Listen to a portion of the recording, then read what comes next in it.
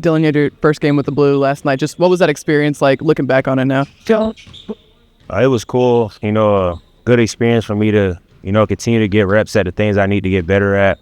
Any opportunity to play, whether it's, with the Thunder, the Blue, Rec Gym, whatever you want to, have the opportunity to compete. So, especially for me, for the things that I need to accomplish while I'm there, it's not just about me going there. It's about what I'm actually trying to accomplish. So it was a good experience, and I think I did well.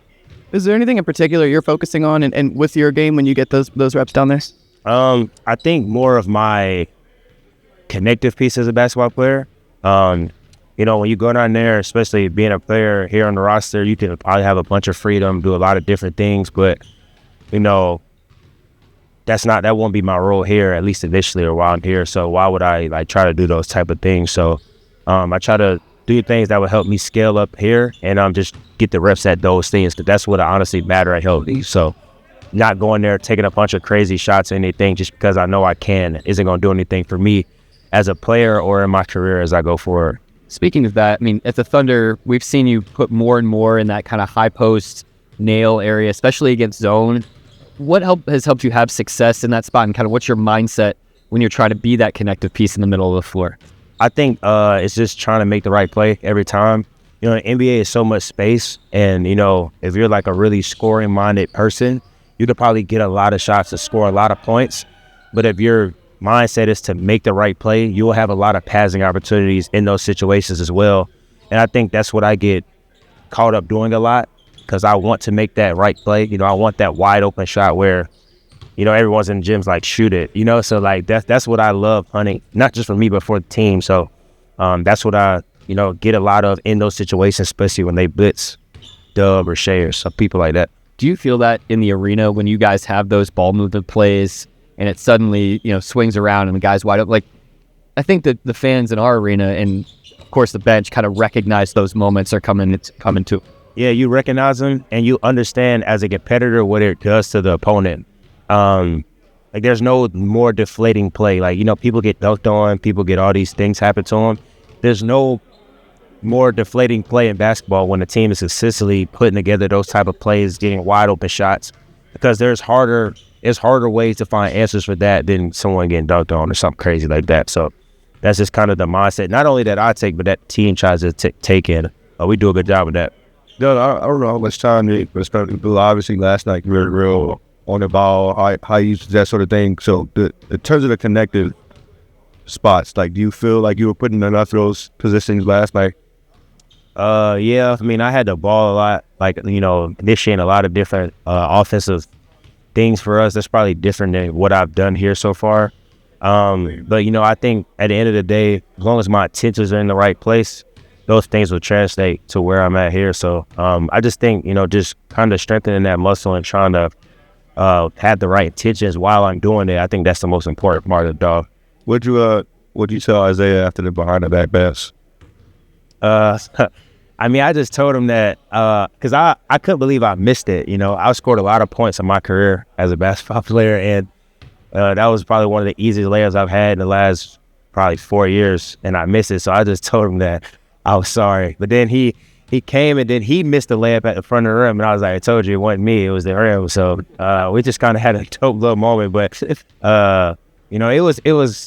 funny because every I won't say mistakes, but plays like that for a rookie, it seems like it's so deflating at times. But he did a good job of picking me up and knowing that it just happened. So it's the part of growing in a player. And with him, just obviously he had a immediate impact. How much change in terms of his reads, what the offense is able to do since he came back? It was good. He's that same connector. I shouldn't say that I am I'm the lead dog or something, but he's the same type of connector type of player where when he gets the ball, he's gonna make the right play every single time. So that was good for us as a team, especially getting more quality shots and stuff. I think it was more he had a bigger impact defensively, regardless of what the stats may have said. I don't know what he did stats wise, but his presence at the rim, being just a presence at the rim, us being playing small for the last couple of times, you could tell when teams was turning the corner, they was less hesitant to just go score the ball. Just the fact that he was there was a good presence for us as a team, you know, and, you know, we got like a lot of steals and stuff just because of him being there. You mentioned your attitude with the Blue. You scored a lot of points. Yeah. Did your attitude come when you got here from the organization? Or have you always had that attitude? In terms of how you approach trying to get better with the Blue or something? I've always had that approach as a player, just, you know, try to make the right play. You know, college, I was a point guard in a lot of ways, so I had to, you know, get my team engine going in a lot of ways.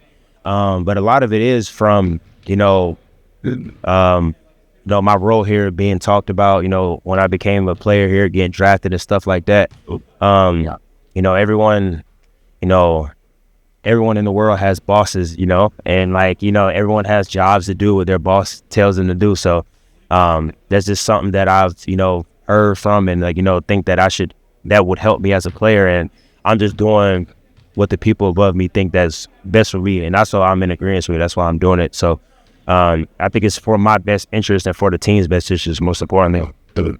Though, when you make, I guess, what you'd categorize as a deflating play, like early on in the season, like who would you say has been in your ear most trying to uplift, like you said Isaiah did? I say Hart.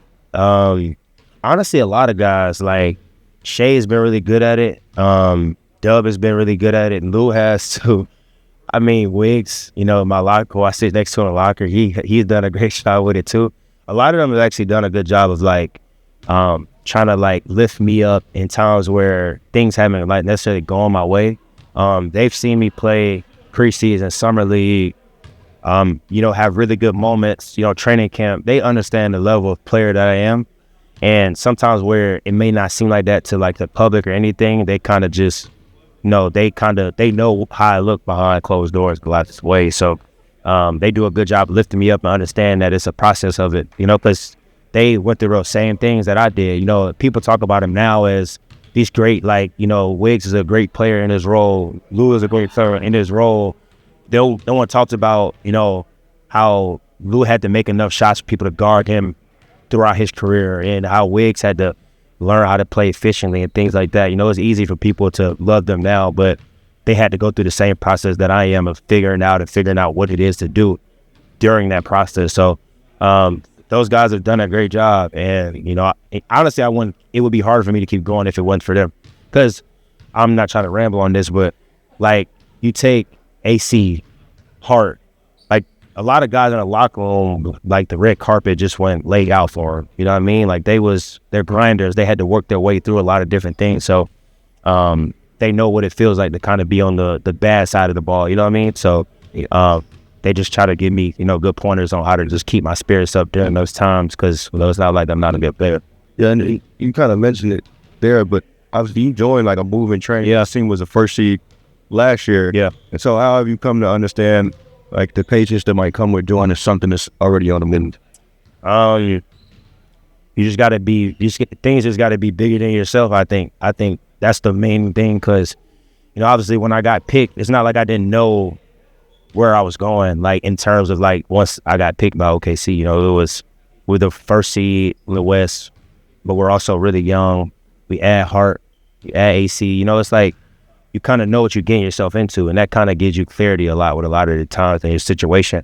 So during those times, that's why it's important that you have the conversations with, you know, the coaches and things and, you know, get the vision of how they see you as a player and what you need to do to become a good player because it's not going to always be like this. You know, at some point you're going to get your chance. At some point you're going to be an established player. So when you get the opportunity is knowing what to do with it. But as a rookie, if I'm just here mad or pouting that I'm not playing as much or things ain't going my way or I don't look how I looked in college, it won't help me in 3 years when I'm supposed to be counted on. You know what I mean? So that's just kind of been the mindset. And I had that early on because I knew what I was getting myself into.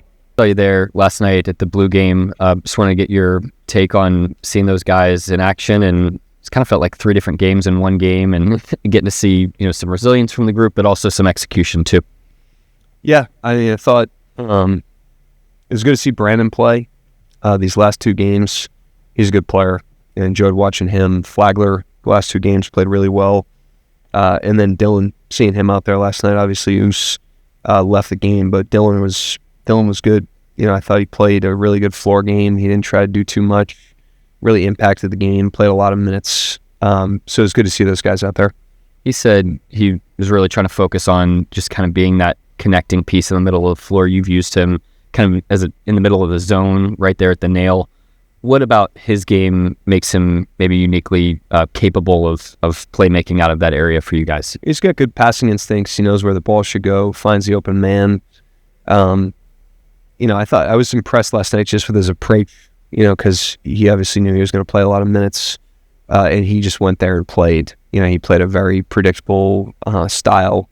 He played in a way that could translate to our game and our team, and that was really what the intention was. So I thought he did a really good job of executing that. Mark, I think saw Chet walking around here all practice. I think that's the first time we've seen him since the injury. Just how have you seen him kind of handle everything that's come with that since he went down?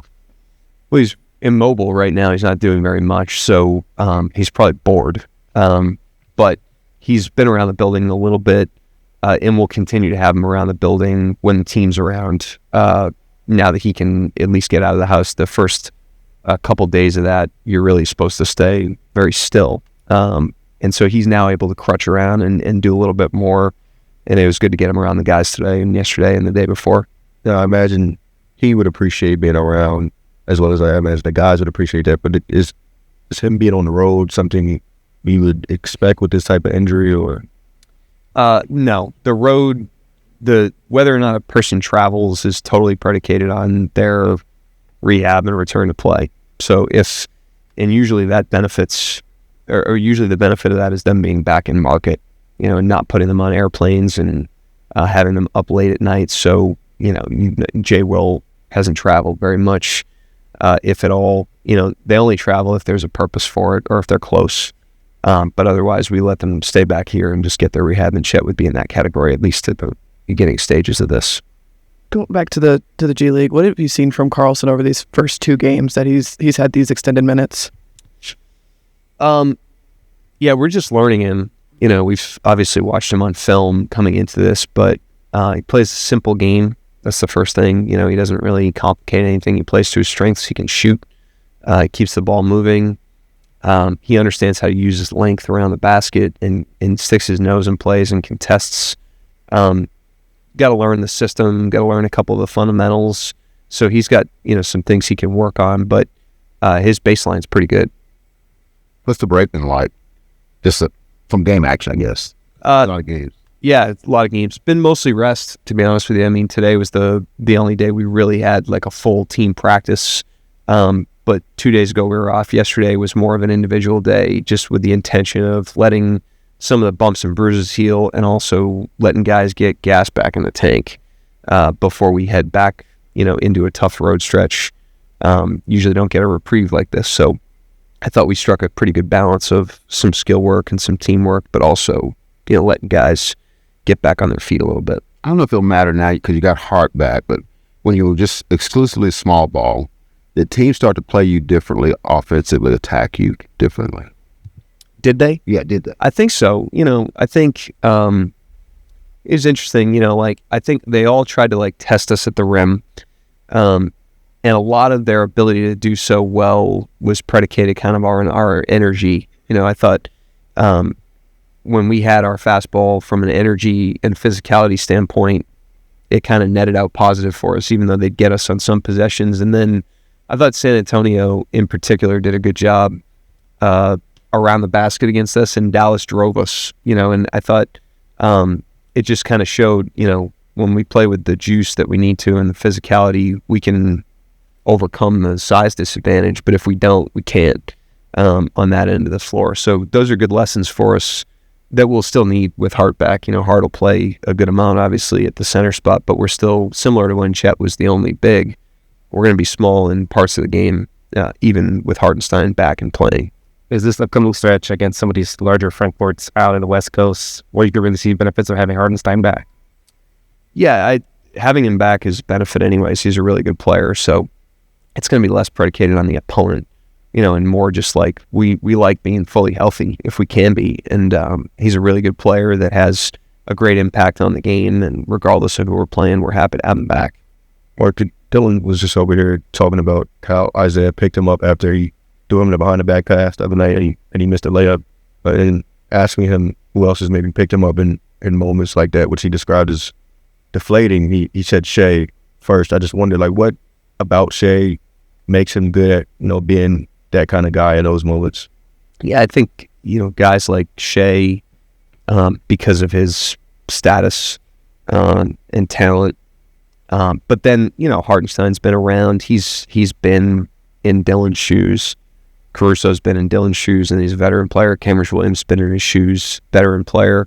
So I think there's an empathy there that everybody feels with a young player that's trying to establish himself in the NBA.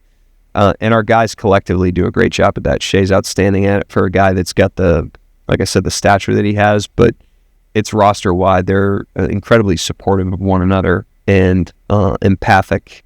It's one of the strengths of the locker room.